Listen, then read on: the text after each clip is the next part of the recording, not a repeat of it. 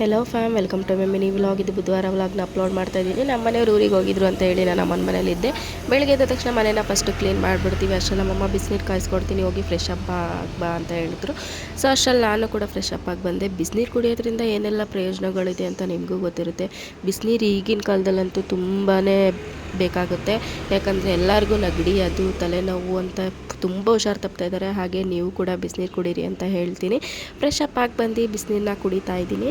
ಸುಮಾರು ದಿನ ಆದಮೇಲೆ ಬಿಸಿಲು ಕೂಡ ಬಂದಿದೆ. ಅದನ್ನ ನೋಡಿ ತುಂಬಾ ಖುಷಿಯಾಯಿತು. ಇನ್ನು ಇವತ್ತಿನ ತಿಂಡಿಗೆ ಬಂದು ನಮ್ಮಮ್ಮ ರೊಟ್ಟಿನ ಮಾಡಿಕೊಡ್ತಾಯಿದ್ರು. ನಮ್ಮ ಮನೇಲಂತೂ ವಾರಕ್ಕಿಲ್ಲ ಅಂದರೂ ಒಂದು 4 ಸಲ ರೊಟ್ಟಿನೇ ಇರುತ್ತೆ. ಇನ್ನೇ ಹಬ್ಬ ಇರೋದ್ರಿಂದ ನಮ್ಮ ಅತ್ತೆ ಮನೆಗೆ ಹೋಗಿದ್ದೆ, ಅಲ್ಲಿಂದನೇ ಪಾರ್ಸಲ್ ಬಂದಿತ್ತು. ಅದ್ರ ಜೊತೆಗೆ ರೊಟ್ಟಿ ಹಾಕಿ ನಮ್ಮಮ್ಮ ಇವತ್ತು ತಿಂಡಿನ ಮುಗಿಸ್ತಾ ಇದ್ದಾರೆ. ಆದರೂ ಮಟನ್ ಸಾಂಬಾರು ಮತ್ತು ಚಿಕನ್ ಸಾಂಬಾರೆಲ್ಲ ರೊಟ್ಟಿ, ಚಪಾತಿ ಹಾಗೆ ದೋಸೆಗೆ ಕಾಂಬಿನೇಷನ್ ಆಗಿ ತುಂಬ ಚೆನ್ನಾಗಿರುತ್ತೆ. ಇನ್ನು ನಾನು ಕೂಡ ತಿಂಡಿ ತಿನ್ಕೊಂಡು ರೆಡಿಯಾಗಿ ಡ್ಯೂಟಿಗೆ ಹೊರಡ್ತೀನಿ. ಇದಾಗಿತ್ತು ಇವತ್ತಿನ ದಿನ. ವೀಡಿಯೋ ಇಷ್ಟ ಆದರೆ ಲೈಕ್ ಮಾಡಿ, ಹಾಗೆ ಸಬ್ಸ್ಕ್ರೈಬ್ ಮಾಡಿ. Thanks for watching. ಬಾಯ್.